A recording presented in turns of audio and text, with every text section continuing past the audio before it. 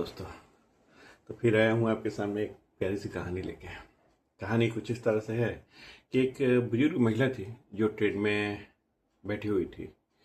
Train में बैठ के बहुत रो रही थी। जब रोता हुआ उसको देखा एक सामने वाले मुसाफिर ने, तो वो आया और आके उनके पास, मैया के पास बैठा और बैठ के बोला कि भैया क्यों आप इतना रो रहे हो, क्या दिक्कत आ गई आपको। तो वो कुछ बोली नहीं, रोए जा रही थी। तो बोले मैया कुछ तो बताओ, हो सकता है कि मैं आपकी मदद कर दूँ। इतना यहाँ से क्यों गिरा रहे हो, आखिर क्या दिक्कत क्या हुई।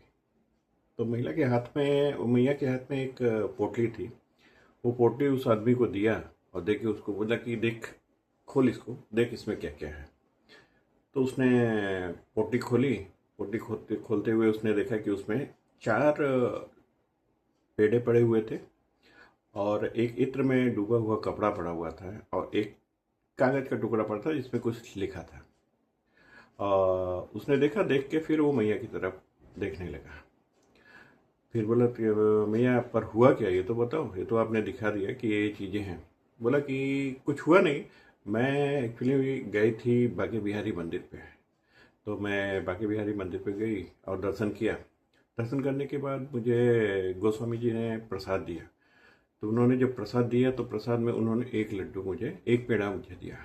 तो उन्होंने बोला कि एक पेड़ा ले। तो उन्होंने बोला, मैया ने बोला कि नहीं, मुझे एक पेड़ा नहीं, मुझे 2 पेड़ा चाहिए। तो बोला कि मैया प्रसाद है। गोस्वामी जी ने बोला कि मैया प्रसाद है और प्रसाद को तो हम प्रसाद की तरह ही देंगे। तो आप एक पेड़ा लेके जाइए, मुझे सबको देना होता है पेड़ा। तो उन्होंने बोला कि नहीं, मुझे तो 2 ही चाहिए। बोला कि 2 नहीं दे सकता मैडम मैया, आप एक लेके जाइए। फिर उन्होंने बोला कि मैंने तो 200 रुपये चढ़ावा दिए हैं, 200 चढ़ावा देने के बाद भी आप मुझे एक ही पेड़ा दे रहे हैं। तो बोला कि भैया आप चढ़ावा भले ही 200 रुपये दिए हैं, लेकिन प्रसाद को तो मैं प्रसाद की तरह ही दूंगा। तो वो गुस्सा हो गई। गुस्सा होने के बाद मैया बोलती हैं कि ठीक है, एक काम कर, मुझे ये भी नहीं चाहिए, ये भी तू रख ले। तो बोला कि गोस्वामी जी बोले कि ठीक है मैया, ये आपकी मर्जी, पर मैं तो प्रसाद को तो प्रसाद की तरह ही दूंगा। तो वो छोड़ के चली गई। फिर वो रोते रोते बाहर निकली, मंदिर के, बांके बिहारी के मंदिर से बाहर निकली।